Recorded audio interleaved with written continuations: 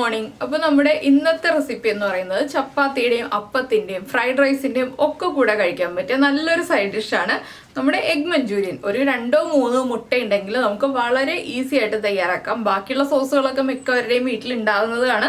അപ്പോൾ എങ്ങനെയാണ് നമുക്ക് നമ്മുടെ എഗ് മഞ്ചൂരിയൻ തയ്യാറാക്കുന്നത് നോക്കാം. നമുക്ക് നമ്മുടെ ഇൻഗ്രീഡിയൻസ് നോക്കാം. ഞാനിപ്പോൾ 3 മുട്ടയ്ക്കുള്ള അളവുകളാണ് കേട്ടോ പറയുന്നത്. നമ്മളിപ്പോൾ 3 മുട്ട എടുത്തിട്ടുണ്ട്, 2 സവോള എടുത്തിട്ടുണ്ട്, അതുപോലെ തന്നെ 3 ടേബിൾ സ്പൂൺ കോൺഫ്ലവറും 3 ടേബിൾ സ്പൂൺ മൈദയും മിക്സ് ചെയ്ത് വെച്ചിട്ടുണ്ട്. പിന്നെ ഒരു വലിയ പീസ് ഇഞ്ചി, ഒരു 10-15 അല്ലി വെളുത്തുള്ളി എടുത്തിട്ടുണ്ട്. എന്താണെന്ന് വെച്ചാൽ ചെറിയ വെളുത്തുള്ളി ആയതുകൊണ്ടാണ് 10-15 അല്ലി വെളുത്തുള്ളി എടുത്തത്. പിന്നെ കുറച്ച് സ്പ്രിംഗ് ഓണിയൻ എടുത്തിട്ടുണ്ട്. സ്പ്രിംഗ് ഓണിയൻ കിട്ടുകയാണെങ്കിൽ എടുക്കുക, ഇല്ലെങ്കിലും കുഴപ്പമില്ല. സ്പ്രിംഗ് ഓണിയൻ ചേർക്കുകയാണെങ്കിൽ അതിൻ്റെതായ ഒരു ടേസ്റ്റ് ഉണ്ട്. അപ്പോൾ ആദ്യം നമുക്ക് ഈ മുട്ട ഒന്ന് വേവിക്കാൻ വെക്കണം. അതിൻ്റെ കാര്യങ്ങൾ നോക്കാം. അപ്പോൾ ഞാനൊരു ബൗൾ എടുത്തിട്ടുണ്ട്. ഈ ബൗളിലേക്ക് നമുക്ക് മുട്ട ആദ്യം പൊട്ടിച്ചൊഴിക്കാം.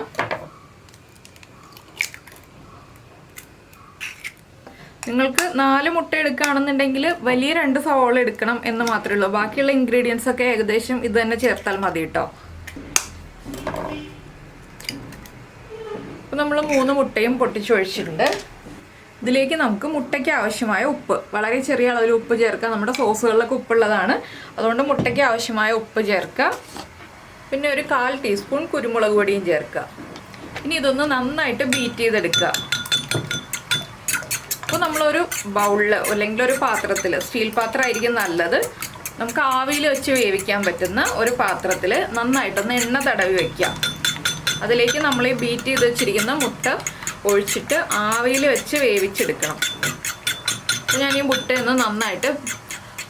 മുട്ടയൊന്ന് നന്നായിട്ട് ബീറ്റ് ചെയ്തെടുക്കട്ടെ.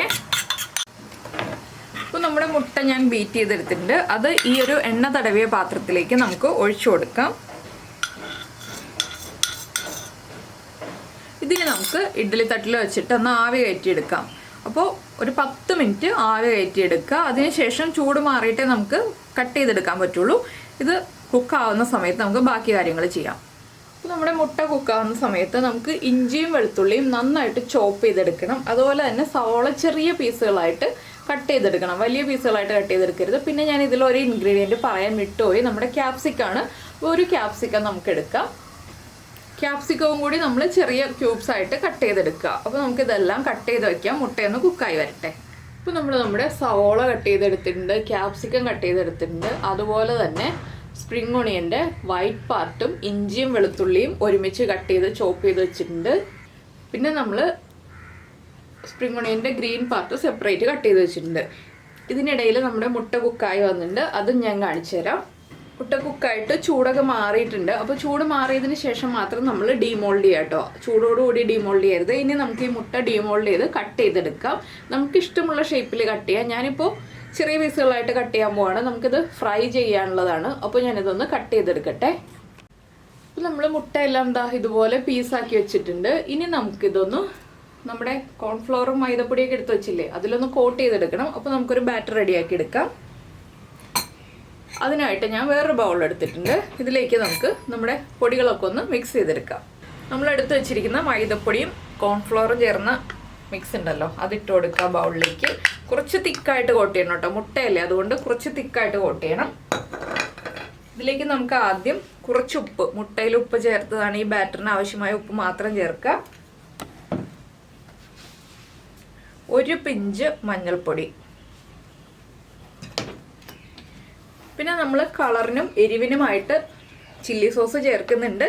എങ്കിലും നമ്മുടെ ഈ ഒരു ബാറ്ററിന് കളർ കിട്ടാനായിട്ടൊരു 1/2 ടീസ്പൂൺ കാശ്മീരി ചില്ലി പൗഡർ ചേർക്കാം. ഇനി ഇതിലേക്ക് കുറച്ച് വെള്ളം ചേർത്തൊന്ന് തിക്കായിട്ട് മിക്സ് ചെയ്തെടുക്കാം. അപ്പോൾ നമ്മുടെ ബാറ്റർ മിക്സ് ചെയ്ത് വെച്ചിട്ടുണ്ട്. ഇത് കണ്ടോ, ഈ ഒരു തിക്നെസ്സിലാണ് ഞാൻ മിക്സ് ചെയ്ത് വെച്ചിട്ടുള്ളത്. ഇനി നമുക്ക് ഓയിൽ ചൂടാക്കിയിട്ട് ഫ്രൈ ചെയ്തെടുക്കാം. കുറച്ച് വൈഡ് ആയിട്ടുള്ള പാനിൽ ഓയിൽ ചൂടാക്കാൻ വയ്ക്കാം. അപ്പോൾ നമ്മുടെ എണ്ണ നന്നായിട്ട് ചൂടായി വന്നിട്ടുണ്ട്. ഞാൻ വെജിറ്റബിൾ ഓയിലാണ് കേട്ടോ യൂസ് ചെയ്യുന്നത്. അപ്പോൾ നമ്മുടെ ബാറ്ററിലേക്ക് നമ്മൾ മുട്ടയുടെ പീസുകൾ ഇട്ട് കൊടുത്തിട്ടുണ്ട്.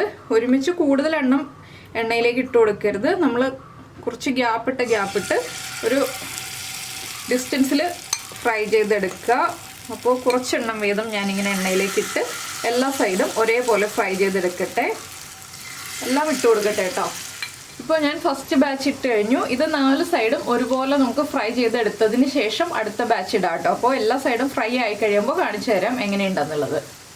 അപ്പോൾ നമ്മുടെ ഫസ്റ്റ് ബാച്ച് ഇതാ ഇതുപോലെ റെഡിയായി വന്നിട്ടുണ്ട്. ഞാനിത് എണ്ണയിൽ നിന്ന് മാറ്റിയിട്ട് അടുത്ത ബാച്ചും കൂടി ഒന്ന് ഫ്രൈ ചെയ്തെടുക്കട്ടെ.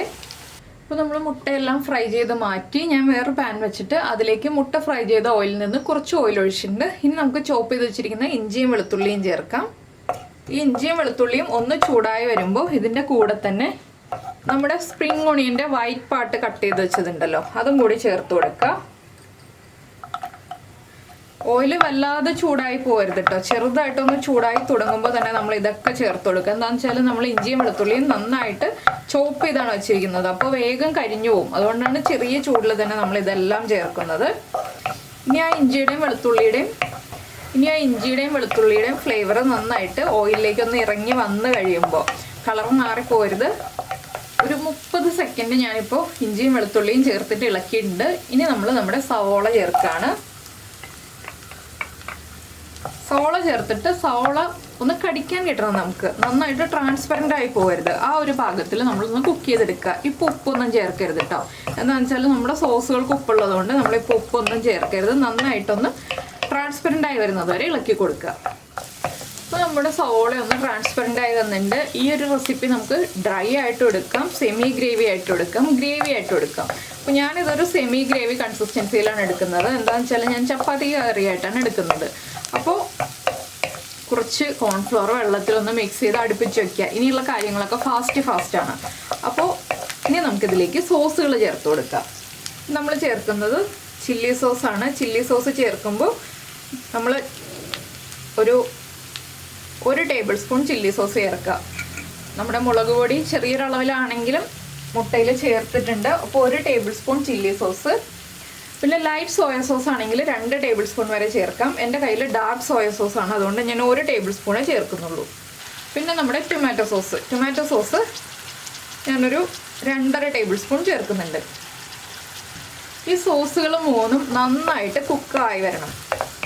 ഒരു 1-1.5 മിനിറ്റ് നമ്മൾ സോസുകൾ ചേർത്തിട്ട് ഇളക്കി കൊടുത്തുകൊണ്ടേ ഇരിക്കുക കേട്ടോ. സോസുകളിലൊക്കെ നന്നായിട്ട് കുക്കായി വരട്ടെ. സോസുകൾ കുക്കായില്ല എന്നുണ്ടെങ്കിൽ നമ്മുടെ മഞ്ചൂരിയന് റോ ടേസ്റ്റ് ആയിരിക്കും ഉണ്ടാവുന്നത്. അപ്പോൾ സോസുകളൊക്കെ ഒന്ന് കുക്കായി വരുന്നത് വരെ നമുക്ക് വെയിറ്റ് ചെയ്യാം.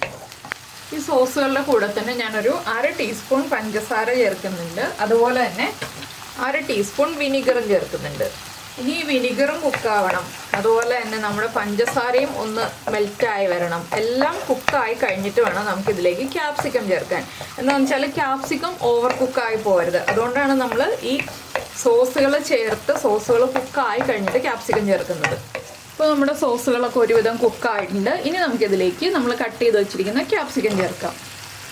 ക്യാപ്സിക്കം ചേർത്തിട്ട് വീണ്ടും നമ്മൾ ഇളക്കി കൊടുത്തുകൊണ്ടിരിക്കുക. ക്യാപ്സിക്കം ഒന്ന് 1/4 ഭാഗം കുക്കായി വരണം. അതിനുശേഷം നമുക്ക് ബാക്കിയുള്ള കാര്യങ്ങൾ ഇതിലേക്ക് ആഡ് ചെയ്യാം. ഇനി നമുക്കിതിലേക്ക് നമ്മുടെ ഗ്രേവിക്ക് അനുസരിച്ച് കോൺഫ്ലോർ ചേർത്ത് കൊടുക്കാം. ഞാനിപ്പോൾ 1.5 ടീസ്പൂൺ കോൺഫ്ലോർ ആണ് വെള്ളത്തിൽ മിക്സ് ചെയ്ത് വെച്ചിരിക്കുന്നത്. പിന്നെ നമുക്ക് വെള്ളം കൂടുതൽ വേണമെങ്കിൽ ചേർത്ത് കൊടുക്കാം. ആദ്യം കോൺഫ്ലോർ മിക്സ് ഒന്ന് ഒഴിച്ചു കൊടുക്കുക. ഇതിലേക്ക് ഞാൻ കുറച്ച് വെള്ളവും കൂടി ചേർക്കുന്നുണ്ട് കേട്ടോ. കോൺഫ്ലോർ ഒന്ന് കുക്കായി വരണം. അതിനുശേഷം കുറച്ച് വെള്ളവും കൂടി നമുക്ക് ആഡ് ചെയ്ത് കൊടുക്കാം. ഇനി ഇതൊന്ന് നന്നായിട്ട് കുക്കായി വരട്ടെ. ഇപ്പോൾ നമ്മുടെ കോൺഫ്ലോറൊക്കെ ഇതാ കുക്കായി തിക്കായി വന്നിട്ടുണ്ട്. ഇതിലേക്ക് നമുക്ക് ഫ്രൈ ചെയ്ത് വെച്ചിരിക്കുന്ന മുട്ട ചേർത്ത് മിക്സ് ചെയ്യാം. ഇതെല്ലാം ഹൈ ഫ്ലെയിമിൽ തന്നെയാണ് കേട്ടോ ചെയ്യുന്നത്, ലോ ഫ്ലെയിമിലല്ല. ഇപ്പോൾ ഇതാ നമ്മുടെ മുട്ടയിലേക്കൊക്കെ നമ്മുടെ ഗ്രേവി കോട്ടായി വന്നിട്ടുണ്ട്. ഇനി ഒരുപാട് ഞാൻ ഫ്ലെയിം ഓൺ ചെയ്ത് വയ്ക്കുന്നില്ല, ഞാൻ ഫ്ലെയിം ഓഫ് ചെയ്യാണ്. ക്യാപ്സിക്കം ആണെങ്കിലും ഓവർ കുക്കായി പോയിട്ടില്ല. ഇനി നമുക്കിതിലേക്ക് കുറച്ച് സ്പ്രിംഗ് ഓണിയനും കൂടി ഇട്ടിട്ട് ഗാർണിഷ് ചെയ്യാം. അപ്പോൾ ഞാൻ കുറച്ച് സ്പ്രിംഗ് ഓണിയൻ ഇട്ട് കൊടുക്കുകയാണ്. ഇത്രയേ ഉള്ളൂ, നമ്മുടെ എഗ് മഞ്ചൂരിയൻ്റെ പരിപാടി കഴിഞ്ഞു. അപ്പോൾ നിങ്ങൾക്ക് എല്ലാവർക്കും ഈ ഒരു റെസിപ്പി ഇഷ്ടമായി എന്നുണ്ടെങ്കിൽ ഒന്ന് ലൈക്ക് ചെയ്യാനും കമൻറ്റ് ചെയ്യാനും മറന്നു പോകരുത്. അതുപോലെ തന്നെ നമ്മുടെ ചാനൽ ആദ്യമായിട്ട് കാണുകയാണ്, വീഡിയോ പ്രസൻറ്റ് ചെയ്യുന്ന രീതിയൊക്കെ ഇഷ്ടമായി എന്നുണ്ടെങ്കിൽ ഒന്ന് സബ്സ്ക്രൈബ് ചെയ്ത് സപ്പോർട്ട് ചെയ്യണേ. അപ്പോൾ നമുക്ക് നമ്മുടെ അടുത്ത റെസിപ്പിയുമായിട്ട് അടുത്ത ദിവസം വീണ്ടും കാണാം.